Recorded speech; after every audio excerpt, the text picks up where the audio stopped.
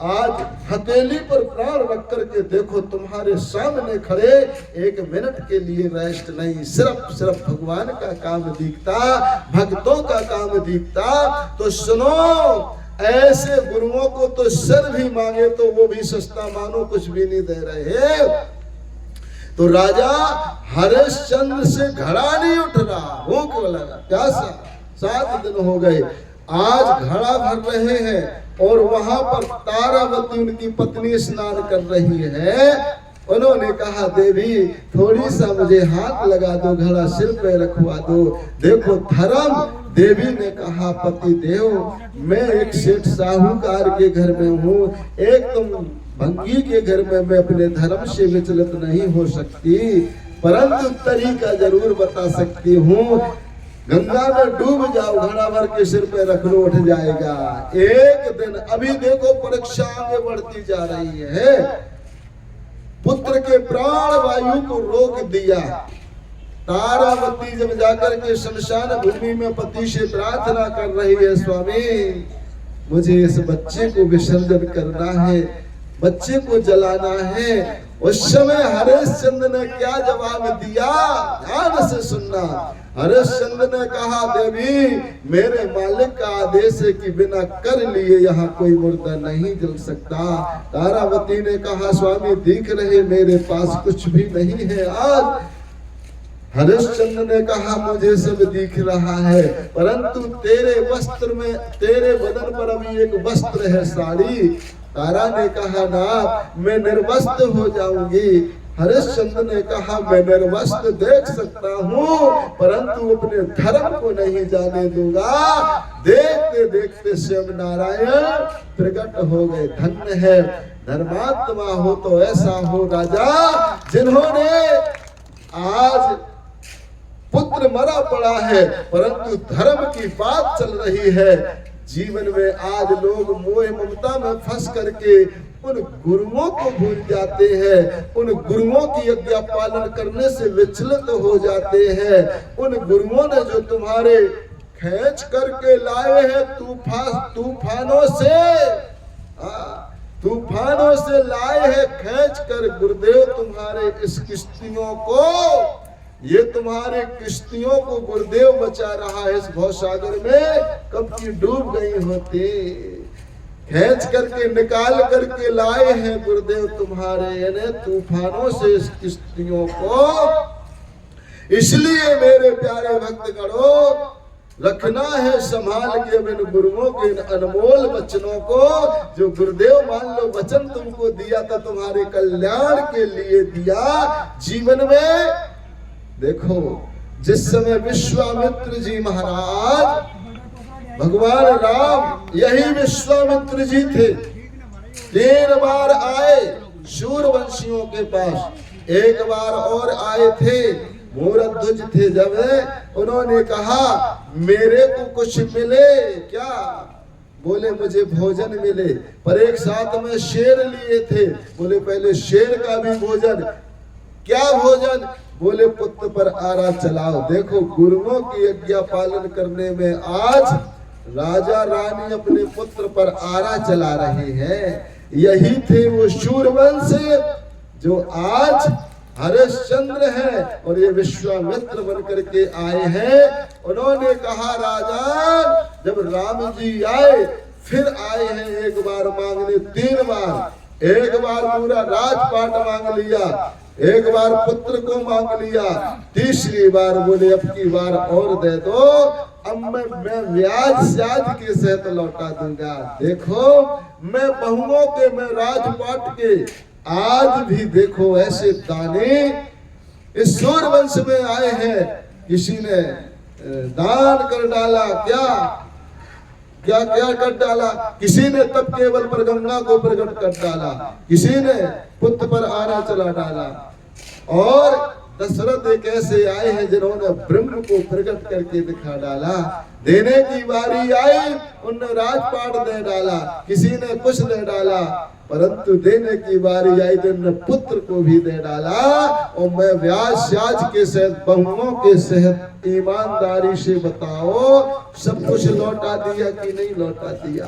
वही विश्वामित्र जब जाने लगे तो वही दशरथ क्या कह रहे थे, मैं सेवक परिवार समेता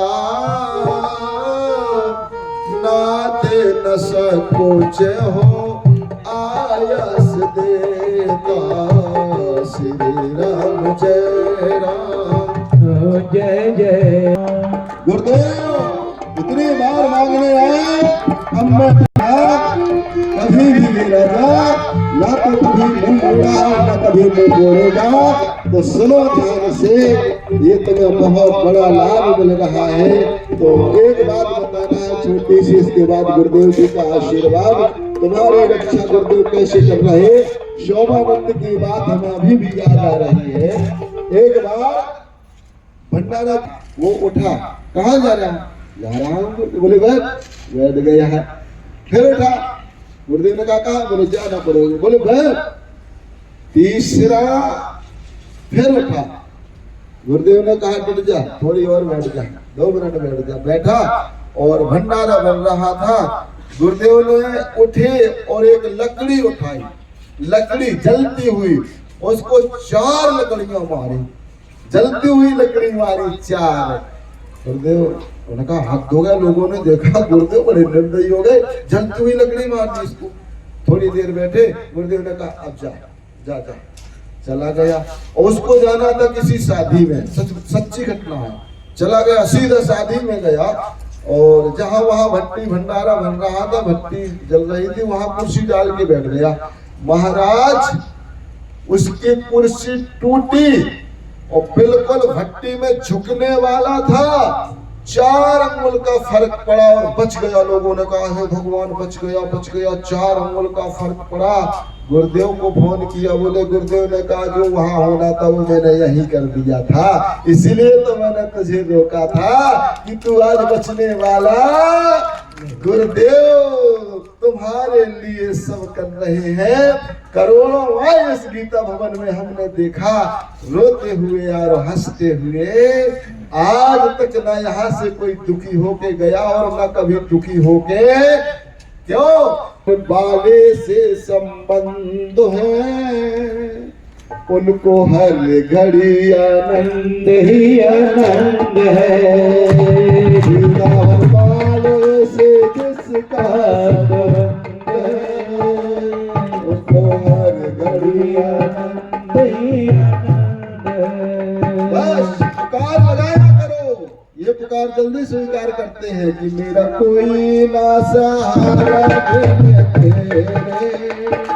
गीता भावन वाले सतगुरु मेरे, गीता भावन वाले सिवा तेरे। गुरु आ जाओ सतगुरु आ जाओ, गुरु आ जाओ सतगुरु आ जाओ। गुरु गीता भवन वाले आ जाओ, गुरु गीता भवन वाले आ जाओ। मुझे आके तरस दिखा जाओ, मुझे आके दर्श दिखा जाओ। मुझे अमृत वचन सुना जाओ, मुझे अमृत वचन सुना जाओ। मेरा जीवन सफल बना जाओ, मेरा जीवन सफल बना जाओ। मेरा कोई ना सहारा तेरे। गीता भवन वाले सतगुरु बाइबल ही नहीं एक पत्रकार है जो तुम्हारे घर घर तक नित्य प्रतिदिन का मैसेज दे रहा है। चैनल सदगुरु गीता भवन वाले सिर्फ इतना बोलो और पूरी पूज्य गुरुदेव जी की रील देखो, प्रवचन देखो, जहाँ जो काम चल रहे हैं देखो, अपने आंख से देखो, कितने बड़े बड़े काम, हरिद्वार में कितना विशाल भव्य आश्रम बन रहा वो देखो, और लंगर भंडारे देखो, गौ सेवा देखो, कहाँ तक बताएं। जो कितने परोपकार पूज्य गुरुदेव जी तुम्हारे घर बैठे देखो ही नहीं, पर देख करके जीवन में धारण करो, उसमें भागीदार बनो, लाभ ले लो। यही लूट रही है जो आज हम आनंद में लूट रहे हैं। सद्गुरुदेव महाराज आज की जय।